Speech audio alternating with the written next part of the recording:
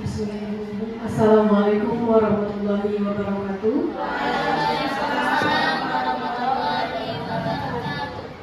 Alhamdulillah, rabbil alamin.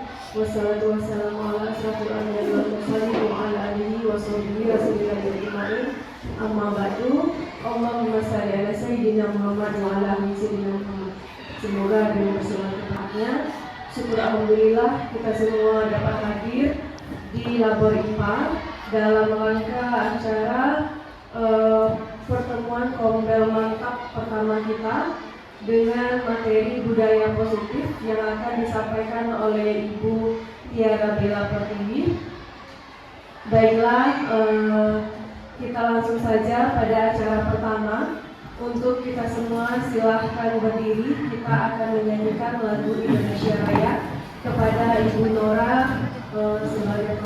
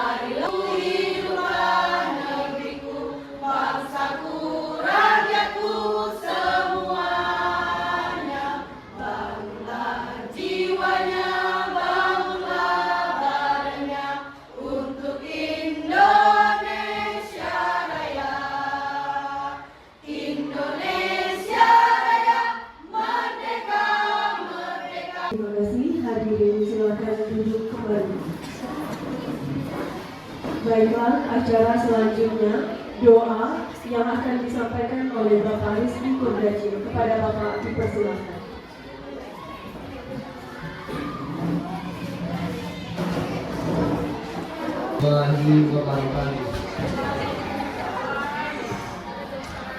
Auzubillahiminasyaitonirrajim. Bismillahirrahmanirrahim. Alhamdulillahirabbil alamin. Wassalatu wassalamu ala asyrofil anbiya'i wal mursalin ajmain. Ya Allah, ya Tuhan kami, ampunilah dosa kami, dosa kedua orang tua kami, dosa guru-guru kami, dosa para pahlawan kami yang telah bersusah payah mengasuh dan mendidik kami. Ya Allah yang Maha Pengasih dan Maha, kami akan melaksanakan kegiatan Kombel. Mudah-mudahan acara kami ini dapat berguna bagi kami pendidik dan juga berguna bagi peserta didik kami. Ya Allah ya Rahman, mudah-mudahan acara yang akan kami lalui ini mulai dari awal sampai selesai nanti berjalan dengan lancar.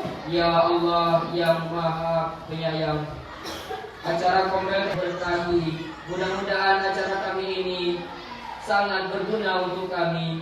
Ya Allah, ya Tuhan kami, mudah-mudahan pada pagi hari ini niat kami luruskan untuk kebaikan bangsa dan berikutnya arahan dari Ibu Kepala SMPN 1 Kuartal Hilir kepada Ibu kami persilakan.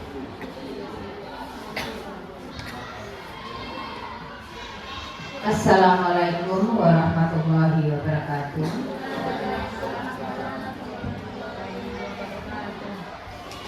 Puji syukur kita panjatkan kehadirat Allah Subhanahu wa Ta'ala, yang mana pada pagi hari ini kita masih diberi kesempatan umur yang panjang, kenikmatan kesehatan, sehingga kita dapat melaksanakan tugas rutin yang kita laksanakan setiap hari. Selawat beriring salam kita hadiahkan kepada junjungan kita Nabi besar Muhammad SAW dengan mengucapkan kalimat Allahumma shalli ala sayyidina Muhammad wa ala ali sayyidina Muhammad. Mudah-mudahan dengan memperbanyak selawat kepada beliau kita mendapat syafaat di hari kelak nanti. Amin amin ya rabbil alamin. Ibu-ibu yang saya muliakan, pada kesempatan ini merupakan pertama kali kita mengadakan kombel di sekolah kita ini. Kombel ini sangat bermanfaat untuk kita menghadapi siswa kita di kelas. Sebagaimana yang diinginkan oleh pemerintah, bahwa tujuan dari pendidikan ini adalah berpihak kepada siswa. Jadi dengan adanya kombel ini, kita bisa sering apa-apa kendala yang kita dapatkan waktu proses belajar mengajar. Pada saat inilah kita berembuk apa yang langkah-langkah yang harus kita hadapi untuk proses belajar mengajar terlaksana dengan baik dan siswa senang, ilmu pun dapat. Itu tujuan utama daripada kombel, bukan sekedar berkumpul, tetapi membahas kendala-kendala yang kita dapatkan tiap masuk kelas. Dan untuk kesekian kalinya kita berharap ini bukan merupakan yang pertama dan terakhir, tapi ini merupakan awal langkah kita untuk kedepannya. Dan untuk selanjutnya kita adakan kombel ini setiap bulan, sehingga kita bisa permasalahan-permasalahan yang ada yang kita dapatkan bisa kita pecahkan bersama. Nah, itu tujuan daripada kita adakan musyawarah ini. Kemudian saya harapkan untuk Bapak-Bapak semuanya, mudah-mudahan kedepannya lebih ramai lagi kita mengikuti ini, karena saya yakin dan percaya kita memberi arahan kepada siswa kita, pasti banyak kita mengalami kendala-kendala di dalam kelas. Pada kesempatan ini kita bisa menyampaikan apa kendala yang kita hadapi. Cukup sekian dan terima kasih atas perhatiannya. Saya ucapkan terima kasih, disudahi dengan Assalamualaikum warahmatullahi wabarakatuh.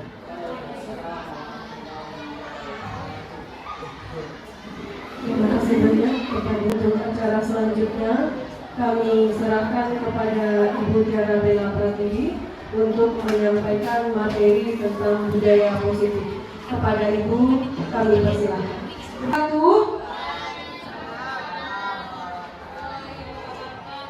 Segala puja dan puji kita lupakan kepada Allah Subhanahu wa Ta'ala yang telah memberikan kita rahmat dan karunia sehingga kita bisa mengadakan diseminasi budaya positif. Salam beserta salam tidak lupa kita haturkan kepada Nabi Muhammad SAW dengan Muhammad wa ali Muhammad. Yang terhormat Kepala SMP Negeri 1 Kuantan Hilir, Ibu Sri Justina Said SPD. Yang saya hormati Kepala Kombel, Ketua Kombel, Ibu Heni Kumalasari SPD, Bapak Ibu Majelis Guru yang berkesempatan hadir pada diseminasi positif, serta perwakilan siswa dari kelas 7, 8, dan 9 yang sudah meluangkan waktu untuk menghadiri diseminasi ini. Baik Bapak Ibu, sebelum kita masuk kepada materi, saya ingin mengadakan ice breaking terlebih dahulu. Mohon dijawab dengan cepat ya Bapak Ibu ya. Gak boleh lambat-lambat. Oke, lanjut. Bapak Ibu, kertas HPS warnanya apa? Putih. Awan warnanya apa? Kertas tisu? Putih. Kapas? Putih. Sapi minumnya apa? Ya, siapa yang minum susu? Ini kurang konsentrasi ini. Yang benar apa? Kita coba lagi ya. Ayo. Aspal warnanya apa? Alis warnanya apa? Arang warnanya apa? Kelelawar tidur kapan?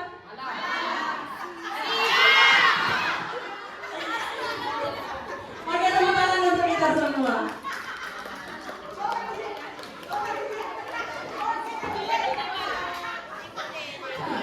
Oke, yang ini intermezzo saja supaya kita lebih santai ya. Nah, Bapak Ibu, sebelum saya menyanyikan sebuah materi, izinkan saya menayangkan sebuah video yang saya buat dengan kelas 81 kemarin dengan rombongan Kamila ya. Mana Kamila? Oh, Kamila. Oh, nggak ada ya? Oh, sedang di luar. Nah, ini adalah video yang kami Jumat kemarin mengenai keyakinan kelas.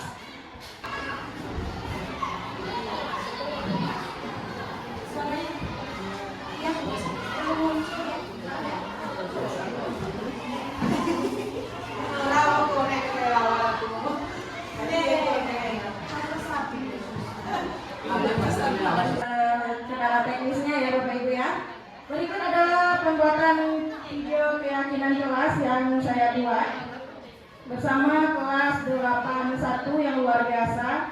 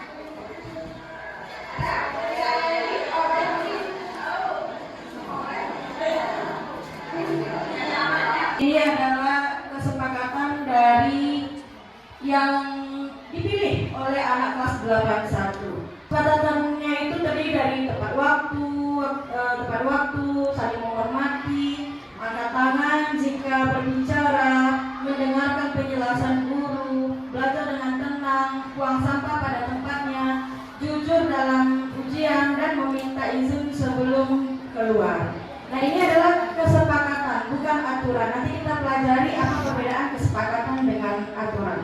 Baik, kita lanjut ya Bapak Ibu ya.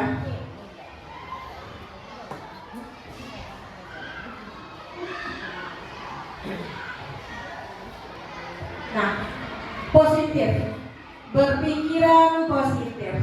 Saya yakin Bapak Ibu di sini adalah orang-orang yang positif. Betul ya Pak Rizky ya? Nah, Pak Rizky, karena Pak Rizky yang paling positif thinking di sini, saya ingin bertanya nih Pak Rizky.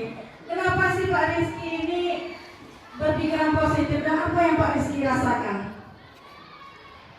Kenapa berpikiran positif, Bu? Iya. Alasan saya berpikiran positif yang pertama, penyakit paling tidak berperang. Itu pertama. Kemudian kalau kita berpikiran positif, kita bisa lebih cemerlang dalam memikirkan ide-ide. Kemudian untuk melangkah ke depannya, kita tidak ada beban begitu kalau kita berpikir positif. Oke. Terima kasih ya Pak Rizky ya, jawaban yang sangat luar biasa. Memang benar ya Pak Rizky ya, kalau misalnya kita berpikiran positif, pasti segala sesuatu masalah itu akan jauh lebih ringan. Nah, sekarang kita masuk kepada budaya positif. Budaya positif itu ya apa sih?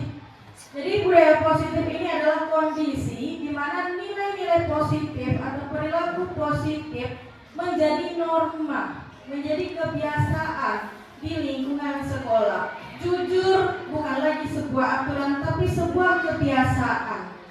Ini bukan tentang aturan dan tata tertib, tapi bagaimana menciptakan suasana positif, saling menghormati dan saling mendukung satu sama lain.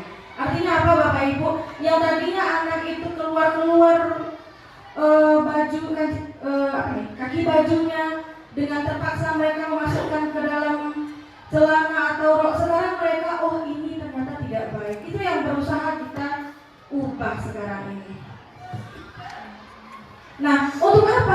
positif. Coba kita bayangkan bagaimana jika sekolah kita ini memiliki siswa dan guru yang berbudaya positif. Pasti akan meningkatkan motivasi belajar.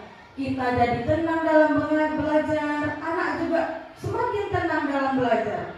Meningkatkan prestasi akademik maupun non-akademik. Kalau SMP 1 sudah jelas ini ya. Sekarang kita sedang berusaha untuk meningkatkan prestasi akademik dan akademik. Dari mana bisa meningkat? Karena kita semua sebagai seorang guru juga mendukung. Aktivitas anak itu kita dukung. Ada anak yang pergi lomba kita dukung. Nah, mereka tentunya ketika mendapatkan dukungan, mereka pasti akan semangat. Ada beban moral untuk memperjuangkan kemenangan bagi mereka. Yang ketiga adalah membentuk karakter. Kita sebagai guru tidak hanya mengajar bahasa Indonesia saja, tetapi tertuang di situ mengajarkan karakter-karakter kepada anak. Menurunkan ke masalah ketidakdisiplinan. Suatu pengaruh, baik itu yang baik maupun yang buruk, itu pasti akan berpengaruh kepada lingkungan. Kalau dia ditempatkan di lingkungan yang baik, anak yang tadinya mungkin berperilaku kurang baik akan menjadi baik pula. Istilahnya terbawa-bawa suasana. Lanjut, meningkatkan kesejahteraan emosional. Nah ini ya, tadi pagi piket luar biasa emosi karena memang anak yang susah diatur. Nah itu dia. Kalau misalnya anak kita sudah mulai menjalankan disiplin positif, kita akan merasa bahagia. Ayo kumpul anak-anak, 1, 2, 3 dan kumpul semuanya. Bahagia ya kita pikir ya. Lanjut. Nah, kenapa sih sebenarnya perlu adanya budaya positif sekolah? Yang pertama adalah perubahan zaman. Dulu waktu kita masih sekolah, itu teknologi tidak ada, sumber tidak ada. Yang kita contoh adalah kakak-kakak kelas. Sekarang itu anak-anak mencontoh dari YouTube, dari TikTok. Nah, mereka itu merasa, wah ini yang keren. Nah, sekolah berupaya untuk membatasi atau memilah-milih kepada siswa mana sebenarnya itu keren. Perubahan perilaku siswa. Kalau dulu siswa itu patuh terhadap gurunya. Nah, di sini saya juga banyak guru saya di sini ya, patuh kepada gurunya. Sekarang mereka berbesti dengan kita. Nah, sehingga kurang rasa menghormatinya itu. Lanjut, meningkatnya kasus bullying dan kekerasan. Ini setidaknya kita masih ada 1-2 kasus bullying. Kakak kelas, adik kelas, sesama teman-temannya yang mereka mungkin anggap lemah. Tapi kita tahu bahwa di sini kita juga mencoba untuk menghilangkan kasus bullying. Persaingan yang tinggi. Persaingan itu begitu tinggi ya Bapak Ibu ya. Zaman kita sekarang saja untuk masuk tes itu sangat sulit. Nah, kita berusaha untuk mengubah mindset anak kita.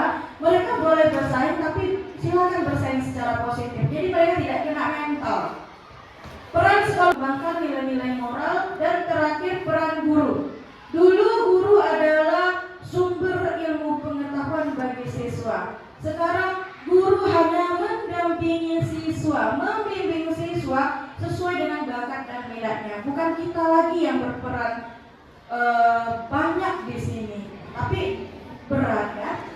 Nah, budaya positif apa sebenarnya yang sudah kita lakukan? Ini beberapa program di tahun 2023. Yang pertama adalah meningkatkan kemampuan literasi. Nah, ini adalah salah satu bentuk budaya positif kita ya. Lanjut Ibu Eni, Mading. Nah, ini applause sekali untuk Kepala Mading, Bu Marmis yang berupaya meningkatkan kemampuan literasi. Applause Bapak Ibu. Mereview buku ini dilakukan oleh guru bahasa Indonesia untuk meningkatkan literasi.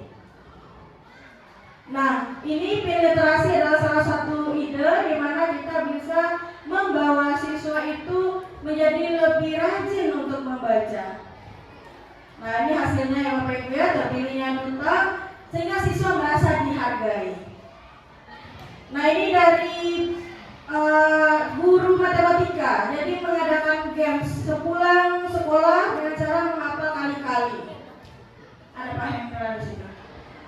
Metode pembelajaran kita sudah mulai berangsur-angsur menggunakan teknologi termasuk ujian.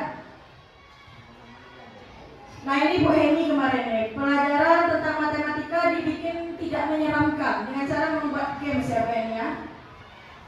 Supervisi yang dilakukan. One day one student. Nah, di sini ada Raju, anak kita. Nah, ini ada saya. Jadi kita kita cari tahu dulu tentang anak.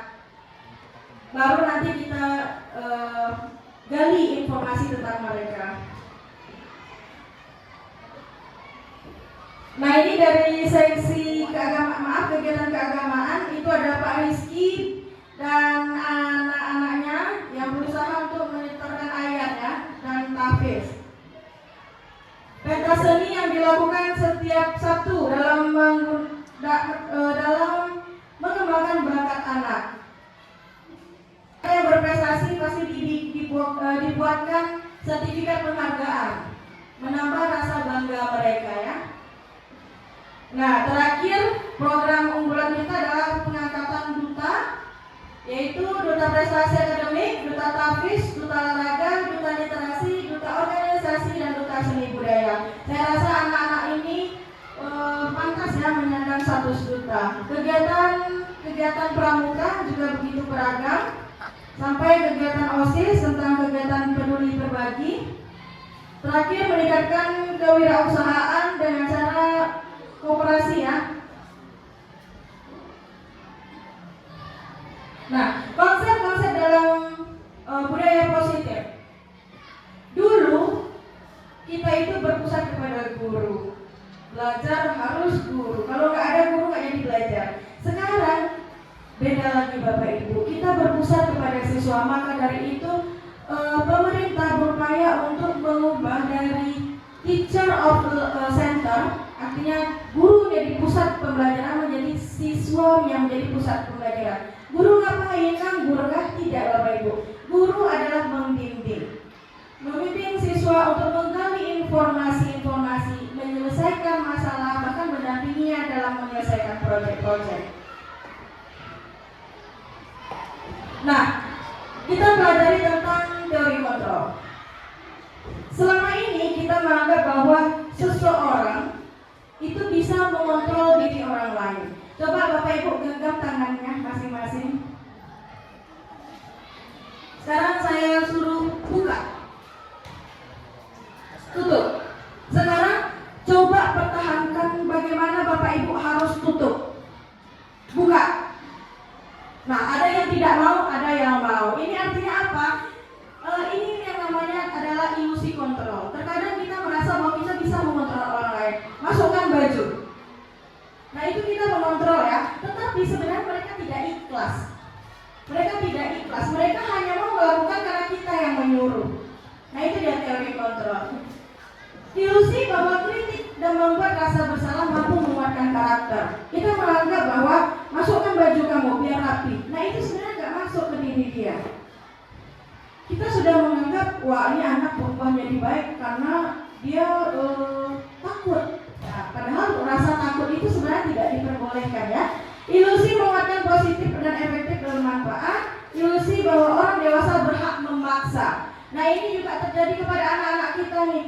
Yang kelas 9 berasa berhak memaksa adik-adik kelas 7. Yang kita menjadi guru berhak memerintah anak-anak juga. Nah, itu yang namanya ilusi teori kontrol. Nah, respon stimulus. Kita mengadakan perubahan paradigma di mana stimulus respon realitas kebutuhan kita bersama itu sama. Misalnya saya bersama-sama butuh guru penggerak. Nah, belum tentu orang lain membutuhkan guru penggerak. Misalnya kita sama-sama membutuhkan pembelajaran yang tenang, belum tentu ada orang yang ingin pembelajaran yang tenang. Mana tuh mereka ingin yang kinestetik. Semua orang melihat hal yang sama. Padahal yang sebenarnya adalah setiap orang memiliki gambaran yang berbeda. Saya misalnya suka pink, ibu suka biru. Nah, itu yang berbeda. Kita mencoba mengubah orang-orang agar berpandangan sama dengan kita. Kita ubah menjadi kita berusaha memahami bahwa orang lain memiliki pandangan yang berbeda. Berperilaku buruk dilihat dari satu kesalahan. Semua perilaku itu memiliki tujuan. Mengapa anak ini berantem? Mengapa anak ini pakai lipstik ke sekolah? Orang lain bisa mengontrol saya. Kita ubah menjadi hanya saya yang bisa mengontrol diri saya. Oke, yang lanjut, pemaksaan ada pada saat rujukan gagal. Berubah menjadi kolaborasi dan konsensus, menciptakan pilihan-pilihan baru, dan yang terakhir, model berpikir menang kalah, tapi kita berpikir menang-menang. Artinya di sini tidak ada yang menjadi korban di sini, Bapak Ibu. Yang berubah pertama adalah peran guru yang tadinya menjadi sumber pengetahuan sekarang menjadi fasilitator. Peran siswa yang tadinya masih menerima dari guru menjadi orang yang mencari tahu.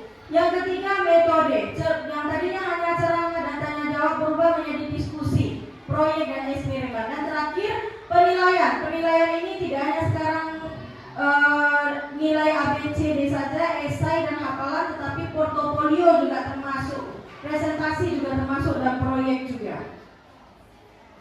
Pelajari pada guru penggerak ada 6 yang namanya disiplin positif. Yang pertama adalah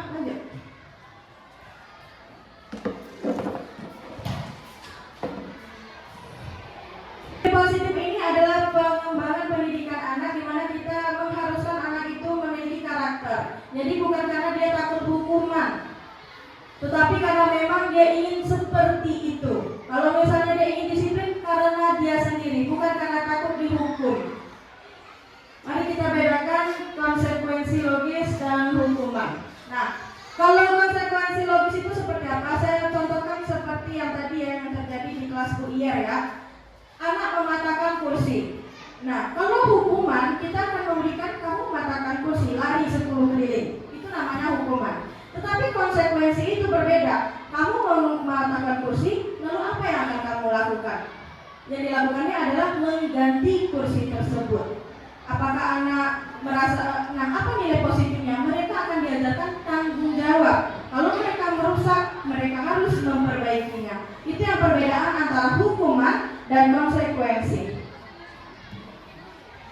Ketika siswa berkelahi, kalau menghukum mereka disuruh kalian push up, hormat, bersihkan WC. Nah, kalau misalnya konsekuensi logis, kita tanya heart to heart kepada anak, kenapa kamu melakukan ini? Mungkin dia meninju temannya karena dia tersinggung, orang tuanya disinggung, dikata-katai oleh temannya. Nah, kita harus bertanya, mengapa kamu melakukan hal ini? Ketika siswa tidak mengerjakan PR, langsung diberikan nilai jelek. Tetapi kalau konsekuensi logis itu kita perbaiki. Mengapa kamu tidak membuat PR? Apa yang kamu tidak mengerti? Apa kendalanya? Yang ketiga adalah ketika siswa mengganggu kelas, kita langsung usir, keluar kamu dari sini. Itu namanya hukuman. Kita coba ubah paradigma kita, mengingatkan kalau misalnya kamu mengganggu teman ini, mengganggu teman, pastinya mereka akan merasa terganggu. Orang tidak akan suka kepada kamu. Nah, itu yang perbedaan antara konsekuensi dan hukuman. Mengapa sih sebenarnya anak-anak itu nakal atau positif atau tidak nakal gitu ya, Bapak Ibu ya? Ada 3 jenis motivasi yang kita pelajari di sini. Yang pertama adalah anak-anak itu tidak melakukan pelanggaran itu hanya karena dia tidak mau dihukum. Dia datang tepat waktu karena tidak mau disuruh membuang sampah, takut kena hukuman. Ada lagi yang kedua adalah anak-anak itu ingin mendapatkan imbalan dan pujian. Jadi kalau tidak ada imbalan atau pujian, mereka tidak mau melakukan ini. Dan yang ketiga, ini yang paling bagus, yaitu adalah menjadikan mereka menjadi yang mereka inginkan, karena mereka suka disiplin itu, karena mereka tidak tenang karena kalau misalnya datang terlambat. Nah, ini yang namanya motivasi ekstrinsik dan intrinsik. Kita upayakan anak itu disiplin karena dirinya sendiri, bukan karena takut hukuman, takut penghargaan atau ingin penghargaan. Nah, contoh ya, Repan misalnya, Repan dia mengerjakan PR dengan tekun. Ketika ditanya alasannya, dia ingin nilai ulangan yang bagus supaya dapat HP baru. Nah, ini apakah baik seperti itu? Mungkin dalam jangka waktu pendek. Tetapi kalau misalnya dia ingin mendapatkan penghargaan dan imbalan, lama-kelamaan kalau misalnya tidak mendapatkan apa yang dia inginkan, dia jadi pemalas kembali kepada karakter awalnya. Atau misalnya Pak Rizky, materi kita yang ketiga ini adalah kebutuhan dasar manusia. Disadari kita sebagai manusia itu membutuhkan 5 hal pokok. Yang pertama adalah kebutuhan bertahan hidup. Yang ketiga, kasih sayang dan rasa diterima. Yang keempat adalah penguasaan.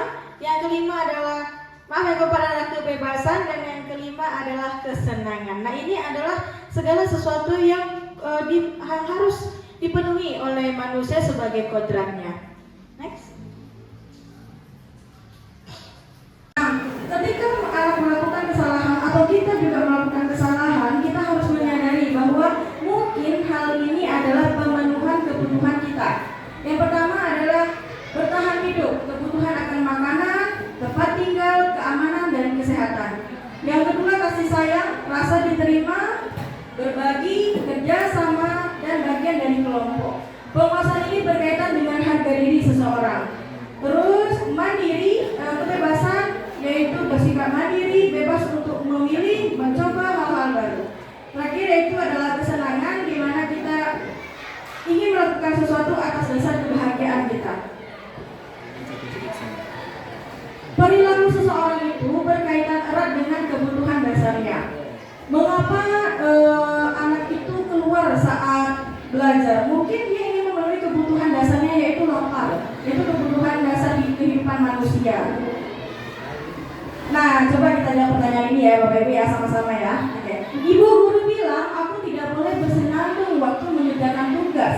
Katanya kelas harus tenang, tidak ada suara. Kan nggak seru jadinya. Ini kebutuhan apa kira-kira? Tadi ada kebutuhan apa Bu? Kesenangan? Oke, kita cek ya. Kesenangan Bu Eni. Wah, 100 untuk Bu Eni nomor ini. Nah, yang kedua, ibu guru tidak menyapaku hari ini, padahal aku pakai jepitan baru. Ini kebutuhan apa kira-kira?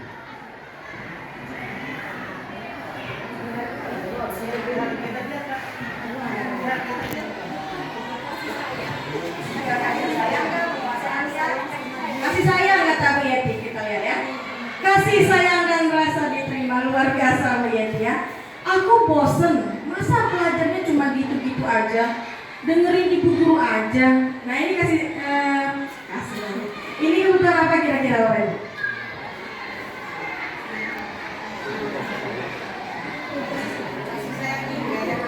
Kasih sayang Bu, coba Bu, kasih sayang, kebebasan, tetot ya. Berarti ya. Yang keempat, aku sebel, gambarku tidak rapi, malah ibu guru nunjukin ke teman-temanku di depan kelas. Nah ini sebel anaknya. Menghargai. Coba buka ini penguasaan. Jadi penguasaan itu dia ingin diakui. Ya, nah lanjut ya, Bu. 5 posisi kontrol guru. Ada 5 posisi. Nah sebenarnya saya berdiri di sini juga melakukan berbagai kesalahan di sini ya. Tapi karena kita sama-sama belajar, kita coba ya. Sebenarnya ada 5 posisi kontrol guru. Yang pertama adalah sebagai penghukum. Yang kedua pembuat merasa bersalah. Yang ketiga pemantau. Yang kelima manajer. Stop dulu. Nah, penghukum itu apa? Guru yang suka menghukum siswa. Ada siswa salah sedikit push up, jemur. Nah, kalau pembuat merasa bersalah ini beda lagi. Kalau yang tadi penghukum itu tegas, menyakiti hati. Nah, pembuat merasa bersalah ini memainkan hati orang lain. Kamu tidak kasihan sama orang tua kamu kayak gini nak.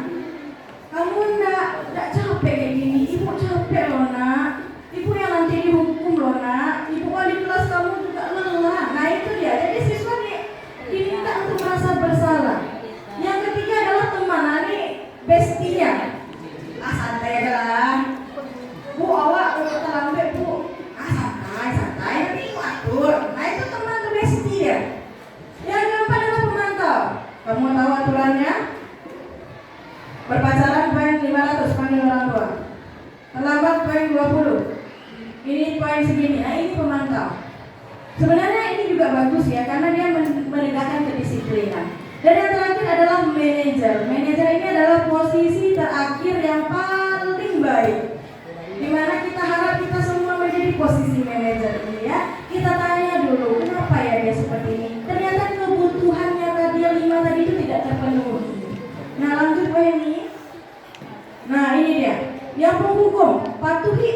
saya atau awas kamu. Senyum ya Abel ya. Kamu lagi salah terus. Selalu, pasti selalu seperti ini kamu. Nah ini dia, membuat merasa bersalah. Ibu kecewa sekali dengan kamu. Nah memang lembut dia. Terus berapa kali bapak harus beritahu kamu ya? Gimana coba kalau orang tua kamu tahu kelakuan kamu di sekolah ini? Lanjut. Nah teman, ayolah Revan, jangan terlambat lagi. Kasihan ibu jadi wali kelas kamu, bantu ibu ya Van ya. Ayo Revan, kayak ingat waktu itu ibu sering bantu kamu Van. Ya udahlah kali ini ya nggak apa-apa. Nah lanjut. Yang keempat itu adalah pemantau. Nah ini dia nampak mata-mata ya. Pertanyaannya apa kan? Apa yang telah kamu lakukan? Terus konsekuensinya apa? Nah tadi saya bedakan ya Bapak Ibu ya, pemantau dengan penghukum. Kalau penghukum kita kan ada aturan Bapak Ibu. Kalau misalnya terlambat poin 10. Kalau pemantau dia akan berpatokan kepada poin. Tetapi kalau penghukum kamu terlambat push up kamu. Nah itu di luar dari apa yang kita sepakati, itu yang namanya penghukum. Beda dengan pemantau. Lanjut ya ini. Nah posisi guru yang kelima adalah manajer. Kamu tahu nggak kesalahan kamu apa? Kira-kira bagaimana cara kamu memperbaikinya? Inilah yang namanya posisi manajer. Mari kita buat menjadi seorang penghukum. Kita menjadi penghukum dengan cara menggunakan hukuman fisik, verbal, mengancam, menyalahkan. Apa kira-kira dampaknya bagi siswa kita? Siswa jadi pembangkang, apalagi? Takut dia, coba Bu Heni.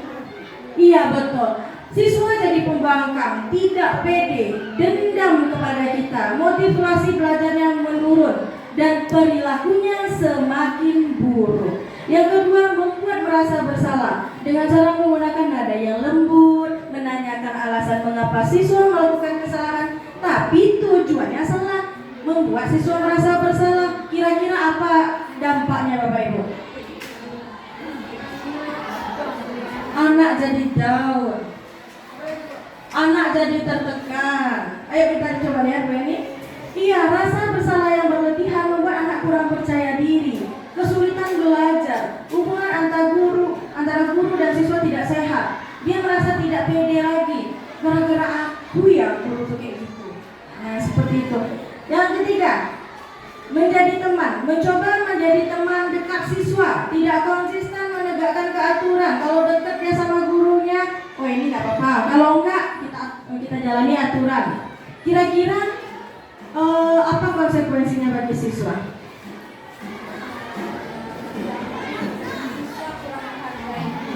Siswa kurang menghargai guru. Ah iya betul. Sepertinya Mbak Yati udah pernah ikut ya. Karena Mbak Yati ya, siswa kurang menghormati guru, kesulitan menerima batasan, dan sulit belajar disiplin. Dan yang terakhir, siswa pilih-pilih guru. Ah sama Bu Irda aja lah, Bu Irda lembut. Gak mau sama Bu Febra. Bisa jadi gitu ya anak ya. Benar begitu Najwa. Iya. Itu dia ya.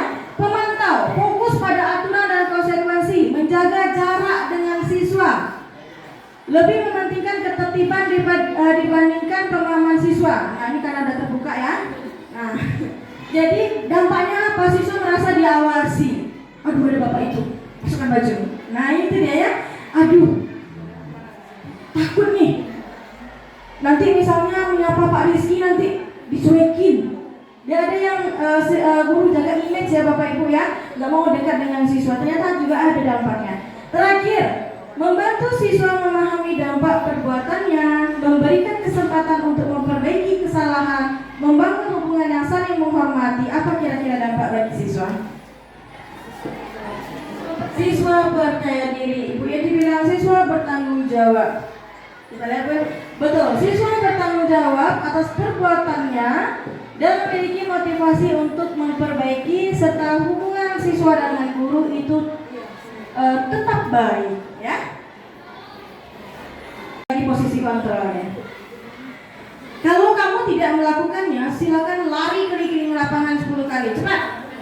penghukum. 100 untuk Bu Iyar. Betul. Kelakuan kamu ini sungguh membuat kami sangat kecewa. Kami tidak pernah akan melupakannya. Membuat merasa bersalah. Cek Lenny. Betul, 100 untuk Bu Rina. Kerjakan PR-mu cepat ya, untuk nanti ibu selesai mengajar ibu bantu. Teman. Betul. Apa kamu sudah tahu peraturan sekolah ini? Kalau konsekuensinya jika merokok di sekolah? Pemantau. Lanjut. Apakah kamu tahu kesepakatan yang telah kita buat? Apa yang harus kamu lakukan agar mulai hari ini sikap kamu berubah?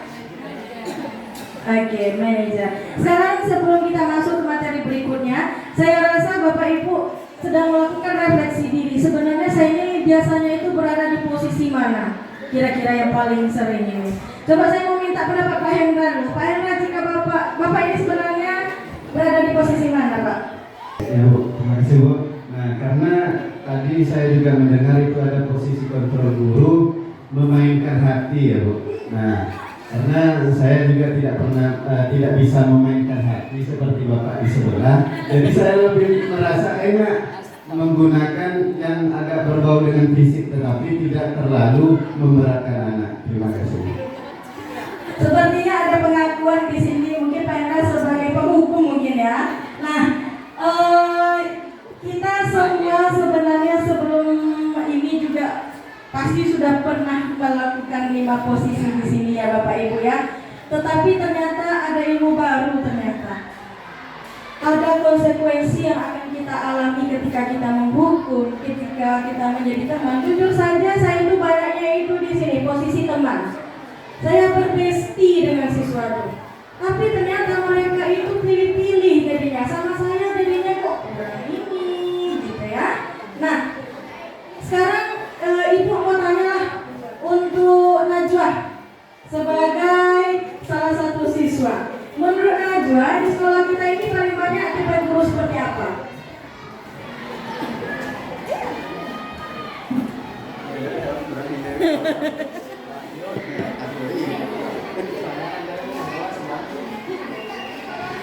Kalau menurut Najwa sendiri ya, kalau di guru di SMP itu banyak yang berteman sama hukum. Itu aja sih Bu.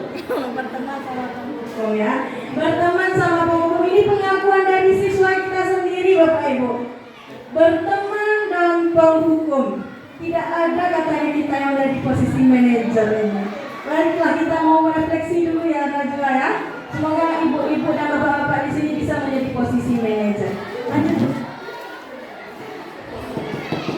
Ini lanjut ya. Siapa di antara anak ibu berenam yang pernah mendapatkan hukuman? Selain poin, Repan pernah. Siapa yang pernah merasa dibuat bersalah oleh gurunya? Kamu jangan gitu lah Najwa, kamu jangan gitu lah. Siapa yang pernah? Enggak ada ya? Siapa yang berteman dengan guru di sini? Oh semua. Lanjut. Siapa di sini yang tiba-tiba kamu poin? Pernah nggak dikasih poin?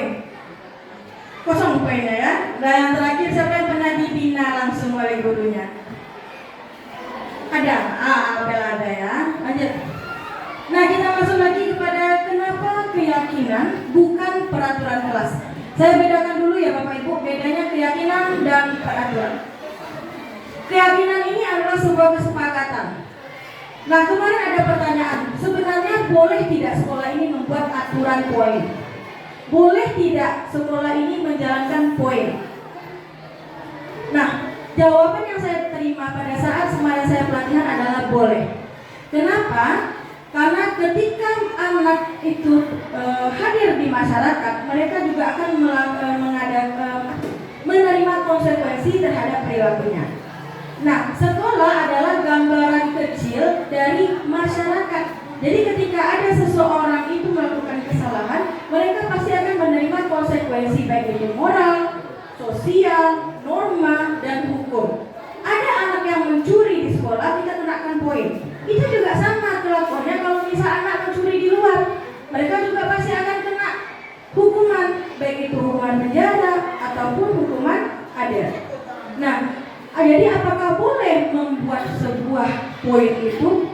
diperbolehkan. Tetapi jangan jadikan poin itu sebagai peraturan, tapi jadikanlah sebuah keyakinan. Apa perbedaannya? Peraturan itu bersifat satu arah, hanya dari kita yang menentukan. Kalau terlambat poinnya 10. Kalau misalnya kamu berantem poinnya 100. Bawa HP poin 100. Nah, itu kita yang menentukan. Bagaimana caranya mengubah ini menjadi keyakinan? Dengan cara melibatkan seluruh warga sekolah. Siapa yang kita inginkan, kita targetkan untuk mematuhi peraturan ini? Siswa kita ajak juga berdiskusi. Orang tua kita ajak juga. Jadi ini merupakan kesepakatan bersama. Kalau misalnya sebuah poin itu adalah aturan yang murni dari guru, itu namanya peraturan Bapak Ibu. Akan tetapi jika melibatkan siswa, warga sekolah, orang tua, nah itu jadinya keyakinan.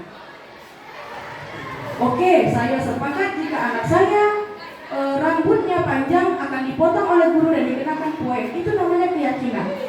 Beda dengan kalau kamu misalnya terlambat poin 10 langsung, tapi orang tua tidak tahu, siswa tidak tahu. Tiba-tiba mengapa ya saya diberikan poin. Nah, kemarin ada ya Bu ya? Ada. Nah, berarti kita sudah menuju keyakinan kelas. Berarti kita sudah berhak menjalankan apa yang menjadi aturan di sekolah kita. Kenapa? Karena kita sudah melibatkan warga sekolah. Begitu anak-anak ya. Jadi kalau misalnya dihukum, dimasukkan poin, itu sudah kesepakatan namanya, ya? Oke, lanjut Bu. Nah, bagaimana cara menerapkan pembelajaran posisi kontrol sebagai manajer? Kelas 9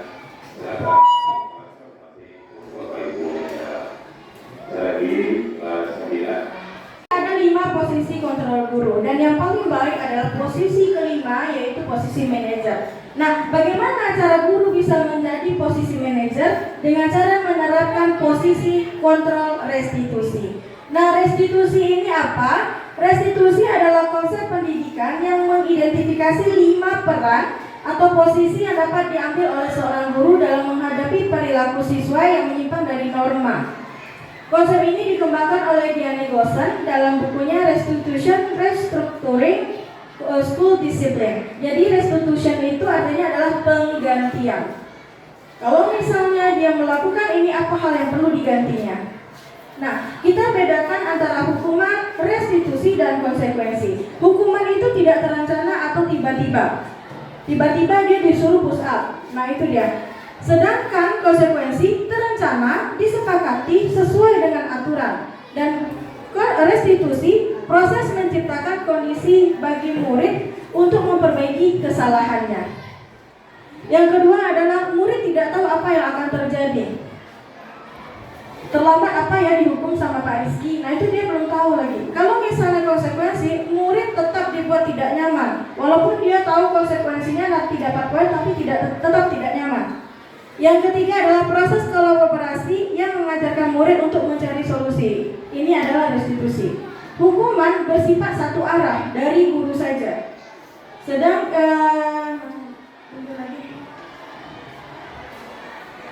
Nah, bisa berupa hukuman fisik maupun psikis. Sedangkan konsekuensi itu sikap guru selalu memonitor siswa. Itu perbedaannya Bapak Ibu antara hukuman, konsekuensi, dan restitusi. Sekarang kita bahas yang restitusi. Restitusi ini adalah menciptakan kondisi bagi murid untuk memperbaiki kesalahan mereka, sehingga mereka bisa kembali kepada kelompoknya dengan karakter yang lebih kuat lagi.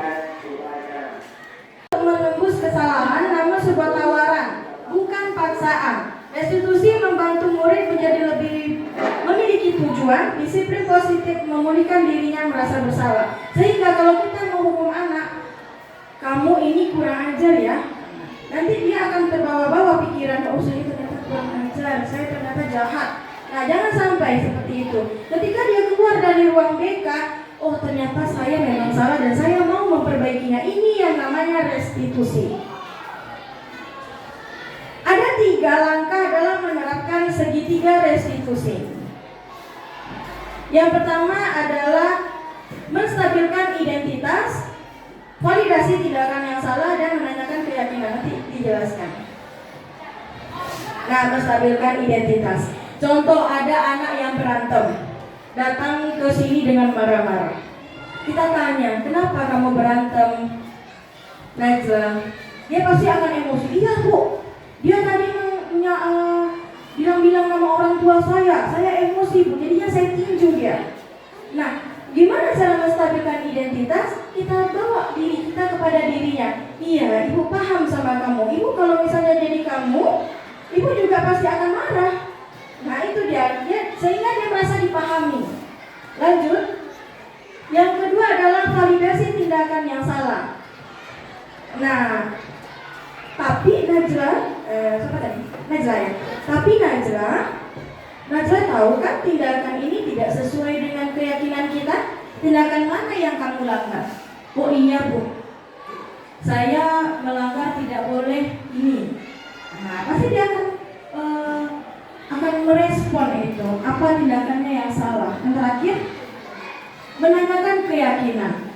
Yang ketiga ini adalah, nah, apakah Najla ini dikenal sebagai orang yang pemarah? Dia pasti akan menjawab tidak. Tidak bu, saya biasanya tidak seperti ini. Jadi apa yang ingin kamu lakukan setelah ini?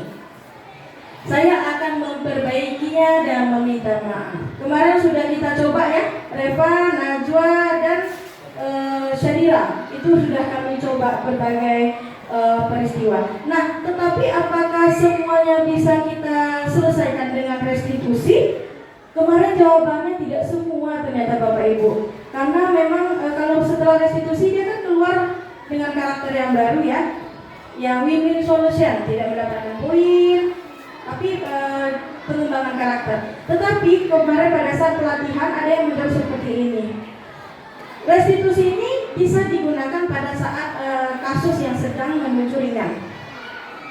Tetapi ketika sudah melukai fisik, melanggar norma narkoba, itu tidak bisa lagi kita gunakan restitusi ini. Kenapa? Karena kita balik lagi kepada aturan. Kalau misalnya dia melukai fisik, maka dia wajib mengobati. Kalau narkoba kita kembalikan kepada negara. Jadi karena kasus 80% kasus di SMP Negeri 1 Kuantan Hilir ini cenderung ringan menuju sedang, maka lebih baik kita bergeser menggunakan segitiga restitusi ini.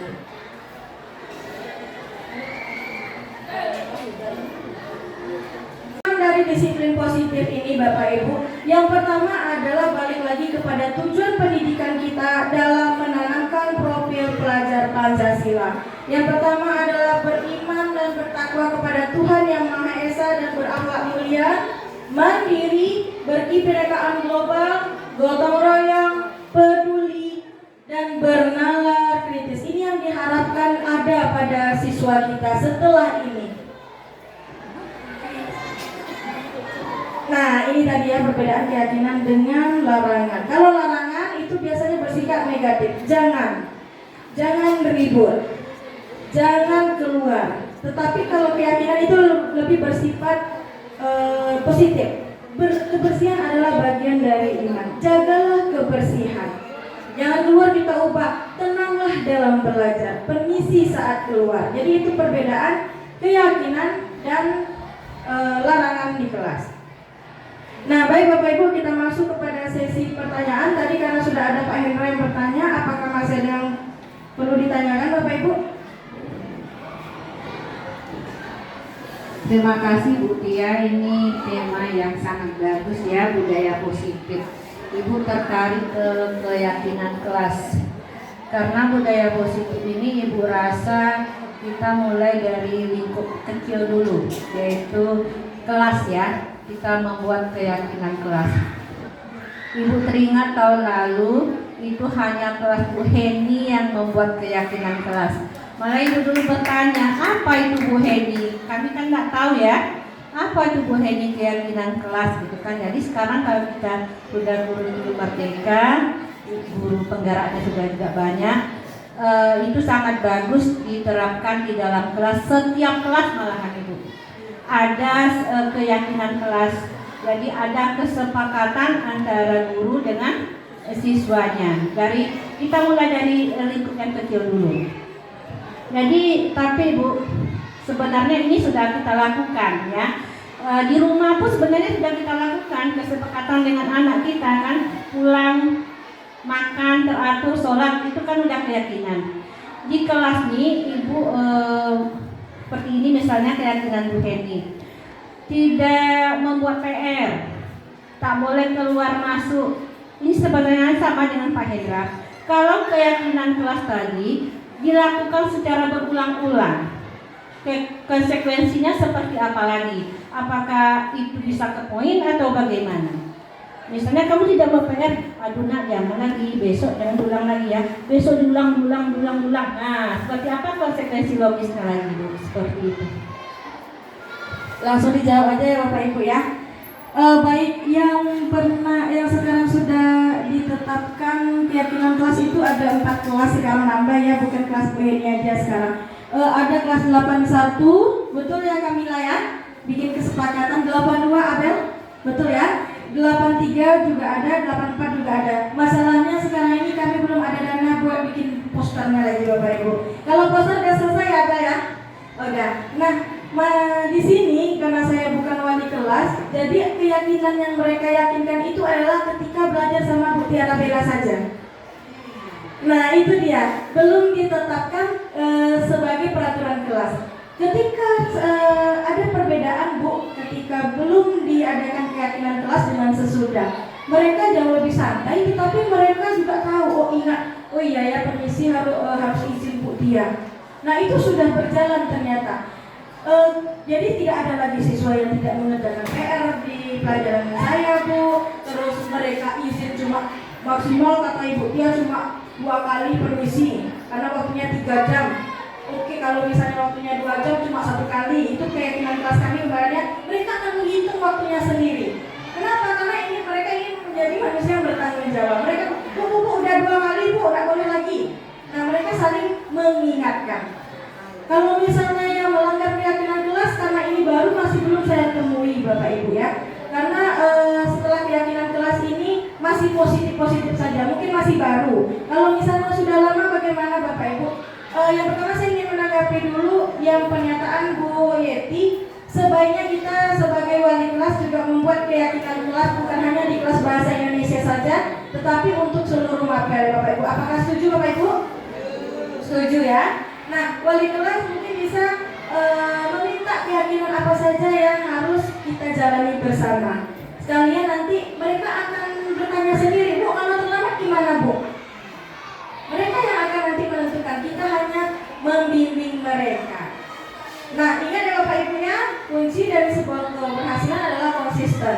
Ketika kita sudah meyakini, nanti kalau terlambat, kamu terlambat misalnya, mereka sepertinya nyanyi. Kalau kita tidak menjalankan, mereka akan menyepelekan lagi ya. Terhadap aturan-aturan lain juga akan menyepelekan. Nah, kalau misalnya terjadi pelanggaran berulang, apakah boleh kita menggunakan poin? Jika poin adalah sebuah kesepakatan atau keyakinan, boleh Bapak Ibu. Tetapi mari kita berangsur-angsur untuk lebih mengedepankan restitusi tadi dibandingkan pemberian poin. Semua guru mapel berhak melakukan restitusi. Karena kita masuk ya Bu ya. Kenapa Fadila tidak bikin PR? Fadila memang seperti ini kan? Nah seperti itu Bapak Ibu. Jadi boleh semuanya. Karena depan membentuk karakter anak itu bukan guru BK atau wali kelas saja, tetapi seluruh guru itu berhak untuk membentuk karakter siswa. Baik, terima kasih. Apa ada pertanyaan berikutnya?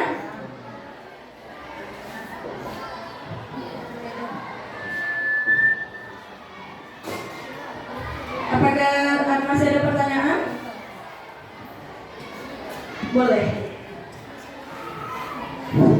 Terima kasih atas kesempatannya diberikan sama Bu Tia. Ini sedikit saja ya Bu Tia. Sebenarnya dah lama terpikirkan. Semua guru-guru di sini juga mungkin ya, tapi belum maksimal, terutama masalah berpakaian.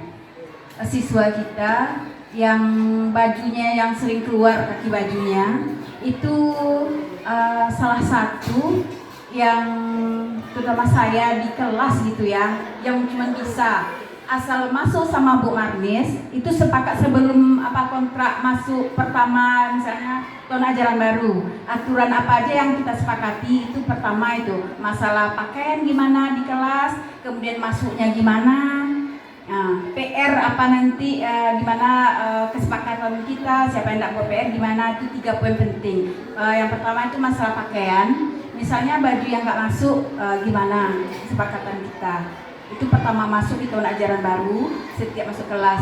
Jadi kayaknya kita di sekolah kita kurang gitu kompak cara gimana mentertibkan anak supaya kaki bajunya tidak keluar gitu. Nah itu gimana caranya supaya SMP 1 yang berpakaian selalu rapi, terutama kaki baju tidak keluar. Itu yang kayaknya sangat kurang kekompakan kita kayaknya. Kemudian kalau masalah aturannya lain terlambat, kalau saya dengan siswa biasa di kelas itu, kalau siswa terlambat kita sepakati gini gimana, misalnya yang terlambat dianggap alfa di waktu masuk sama ibu, kalau ibu gitu juga tapi tanpa alasan ya, misalnya siswanya ada alasan terlambat, kasih tahu ibu nggak masalah, ibu gitu juga gitu. Nah itu ada. Kemudian masalah PR, kalau sama saya nih Bu Tia, mungkin kalau ada kesalahan nanti bisa diperbaiki. Pertama mungkin dia tidak buat PR, ngerjakan di depan itu sepakat tuh sebelum terjadi gitu, buat PR-nya di depan, selesaikan di lantai gitu, memang gitu. Kemudian nanti diulang lagi seandainya, buatnya di teras gitu, diselesaikan PR tadi di teras, begitulah selanjutnya gitu. Tapi alhamdulillah kalau masalah PR cuma sekali paling yang tidak mengerjakan. Nah itu saja yang pertama yang pingin diperbaiki, mungkin kekompakan kita masalah kerapian berpakaian. Itu aja Bu Tia, terima kasih. Dari poin yang saya tangkap dari Bu Marnis ini, sebenarnya Bu Marnis ini memberikan refleksi betapa sebenarnya sebelum materi ini disajikan, beliau sudah menerapkan yang namanya keyakinan kelas. Betul ya Bapak Ibu ya? Nah, ada testimoni juga bahwa setelah menerapkan keyakinan kelas ini, siswa jauh lebih disiplin ya Bu ya? Nah, dengan Bu Marnis, kaki bajunya masuk ke dalam. Tingkat anak yang tidak membuat PR itu menurun. Nah, ini adalah sebuah testimoni yang tanpa saya minta ternyata. Luar biasa Bu Marnis, boleh tepuk tangan Bu. Nah, tadi bagaimana cara agar kita menjadi ibu Marnis yang lain? Nah, ini ya.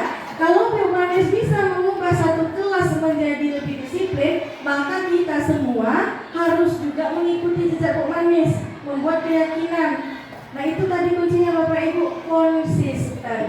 Tadi terima kasih Bu Marnis sudah berjuang ya Bu Marnis ya, insya Allah kami bantu perjuangannya. Jadi siswa-siswa kita itu disiplin semuanya, tidak hanya dengan Bu Marnis tapi dengan kita semua. Nah Bapak Ibu perlunya konsisten di sini. Kenapa? Karena anak kita menyimak kita, karena anak kita itu melihat kita. Kok sama ibu ini diperbolehkan ya tidak memasukkan baju? Berarti dia nanti hanya patuh kepada Bu Marnis saja. Ke Pak Rizky nggak patuh dia, karena dia nggak apa-apa sama Pak Rizky. Nah, perlu usaha kita bersama untuk menjalankan aturan ini dengan kompak. Kalau misalnya aturannya seperti ini, semua kita menegur. Ada anak yang keluar dari bajunya juga cuma Pak Asman aja yang menegur, tetapi kita semua. Jadi kita bisa menjalankan aktivitas aturan ini dengan baik. Nah itu sedikit jawaban tadi ya Bu ya, yang lain berupa penguatan saja. Ayo lagi Bapak Ibu. Bapak Ibu, refleksi apa sih yang Bapak Ibu dapatkan dari pembelajaran hari ini? Boleh Pak? Oh ya, silakan Pak Rizky. Baik, terima kasih Bu. Baik, di sini saya akan sedikit memberikan refleksi sekaligus menanggapi tentang kombel kita pada pagi hari ini. Nah, ini yang pertama, kalau menurut saya kegiatan yang ada di SMP kita ini memang sudah mencakup semuanya, mungkin hampir semuanya kita laksanakan. Tapi yang perlu kita perhatikan mengenai rasa bersalah kepada anak tadi. Manajer sudah bagus, saya rasa teman juga sudah. Tapi kalau menurut saya yang membuat anak merasa bersalah itu memang harus kita lakukan. Tapi jangan terlalu sampai merusak mental anak, itu aja kalau menurut saya. Kemudian tadi Ibu juga mengatakan kalau siswa sekarang dengan siswa yang dulu itu sangat berbeda. Kalau siswa yang dulu takut kepada gurunya, kalau sekarang kita mau ditos-tosnya. Memang ada benarnya Bu, tapi kalau menurut saya ada juga yang saya kurang setuju gitu. Kenapa demikian? Karena kita hidup di zaman Gen Z. Meskipun saya dan Pak Ibrahim Gen Z, kami berusaha mengikuti bagaimana model daripada Gen Z sekarang. Mereka memakai media sosial, kami juga punya. Bahkan followernya mungkin lebih banyak kita daripada anak. Itu yang bisa kami imbangi. Supaya apa? Supaya kita sebagai guru itu tidak terlalu kaku. Mungkin kalah umur tetapi tidak kalah dari segi masa yang sekarang. Itu yang seharusnya. Kemudian anak yang sekarang masalah budaya baju dari Bu. Budaya tidak memasukkan baju itu karena terpaksa. Ya Bu, pernah tadi Bu katakan demikian. Kalau menurut saya memang lebih baik terpaksa daripada tidak kita lakukan sama sekali. Karena tadi ada hubungannya dengan berpikir positif. Saya tadi menangkapnya berpikir positif. Saya berpikir positifnya kalau sekarang mungkin mereka masih terpaksa. Tapi karena beriring waktu, berjalannya waktu, mudah-mudahan anak kita besok memasukkan baju, tidak terlambat ke sekolah. Itu bukan karena terpaksa lagi, tetapi sudah menjadi budaya dari kesadaran diri mereka sendiri. Memang mungkin awalnya terpaksa. Itu mungkin yang dapat saya sampaikan. Terima kasih. Assalamualaikum warahmatullahi wabarakatuh. Penyampaian refleksi yang sangat lengkap sekali ya dari Pak Rizky Kudarsil. Terima kasih Pak Rizky yang sudah merangkum pembelajaran hari ini. Dari anak ibu ada tidak? Apa sih pembelajaran yang bisa kalian ambil dari sini? Ada? Ada? Boleh Ibu? Boleh. Baik, terima kasih Ibu Dini Bu. Pelajaran atau pengalaman yang dapat kita ambil sepertinya, kalau menurut saya di sini kita dapat berkolaborasi juga antara anak dengan gurunya. Jadi seperti gotong royong gitu ya Bu. Kemudian tidak ada rasa perbedaan antara siswa dengan gurunya. Nah itu yang dapat kita simpulkan tentang kolaborasinya. Kemudian dia dapat juga karena ini lebih jujur kepada gurunya. Mungkin dia mendapat kepercayaan kepada gurunya bahwa dia bisa berkata jujur kepada guru-gurunya gitu Bu. Terima kasih, itu aja Bu. Baik, terima kasih Bu Dewi juga merangkum pembelajaran kita dengan baik. Terakhir saya minta refleksi dari Najwa. Kira-kira apa sih manfaat dari pembelajaran ini menurut Najwa?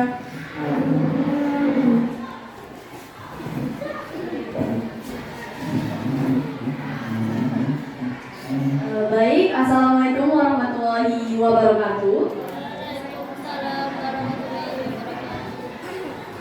Perkenalkan, nama saya Najwa. Saya akan memberikan refleksi pada acara hari ini. Ternyata sudah banyak sekali usaha Bapak Ibu dalam memberikan pelayanan yang baik bagi kami agar kami nyaman dalam belajar di sekolah. Untuk itu, saya memberikan ucapan terima kasih kepada Bapak Ibu guru yang sudah membuat kami nyaman dalam belajar. Kami akan menjadi siswa yang lebih baik lagi.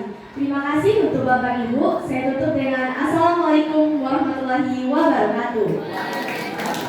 Nah, itu sudah ada ya testimoni dari siswa kita. Ternyata banyak ya usaha Bapak Ibu ini dalam membuat siswa itu nyaman dalam belajar. Tanpa anak ibu Ibu, saya sedikit memberikan penguatan bahwa disiplin positif itu adalah suatu upaya kita untuk menerapkan norma ataupun peraturan, tapi dengan kondisi kita yang nyaman menjalankannya, bukan tanpa tekanan. Lalu kita semua bisa sama-sama berkolaborasi agar disiplin positif itu bisa kita terapkan. Tadi ada satu poin penting yang saya dapatkan juga adalah penerapan keyakinan kelas sudah bisa kita jadikan sebagai salah satu budaya positif yang sekarang ini tidak hanya di kelas-kelas tertentu atau mapel tertentu, tapi kita usahakan untuk setiap kelas memiliki poster keyakinan kelas. Namun ingat, ini bukan sebuah aturan di mana kita yang membuat sebuah peraturan atau keinginan, tetapi adalah keinginan siswa sendiri yang menginginkan bahwa mereka ingin menjadi seorang seperti apa, pembelajaran ini seperti apa yang mereka inginkan. Baik Bapak Ibu, terima kasih atas kehadirannya. Hal ini sangat berarti sekali bagi saya. Semoga ada hal baik yang bisa Bapak Ibu dapatkan dari pembelajaran dan diseminasi pada hari ini. Saya mohon maaf apabila terdapat kesalahan ataupun jawaban-jawaban saya yang tidak sesuai dengan yang Bapak Ibu inginkan. Selanjutnya saya kembalikan kepada moderator. Assalamualaikum warahmatullahi wabarakatuh. Kita mengucapkan terima kasih banyak kepada Ibu Tiara Bella Pratiwi atas ilmunya. Sekali lagi ayo kita beri aplaus untuk Ibu Bella. Baiklah, ini kesimpulan yang ingin saya sampaikan sebagai moderator. Sama seperti gambar tadi yang ada di depan, seperti kita saat bercermin. Jadi kita mendidik, di saat kita bercermin, kita pasti lihat nanti lipstik kita kemana, alis kita bagaimana, terus jilbab kita bagaimana. Dan di saat kita melakukan kesalahan, pasti kita menyadari itu salah. Itu adalah harapan kita terhadap anak kita. Jadi apa yang disampaikan Ibu Tiara Bella tadi, kita ingin anak itu melakukan apapun silahkan. Tapi di saat dia melakukan benar dan salah, pada akhirnya dia tahu. Dan di saat dia melakukan kesalahan, dia dengan dirinya sendiri mau memperbaikinya dan melakukan hal yang lebih baik lagi. Itu yang kita harapkan. Sama seperti kita bercermin tadi. Oke, untuk kegiatan Gombel Mantap pada hari ini, saya sangat berterima kasih atas ilmu dan juga kehadirannya. Semoga ini semua menjadi acara lanjutan. Jadi jika seandainya Bapak Ibu ada yang mau menampilkan apapun tentang kegiatan yang membuat baik untuk warga sekolah kita, ayo kita berbagi. Baik itu dalam model pembelajaran maupun yang lainnya. Ibu ada yang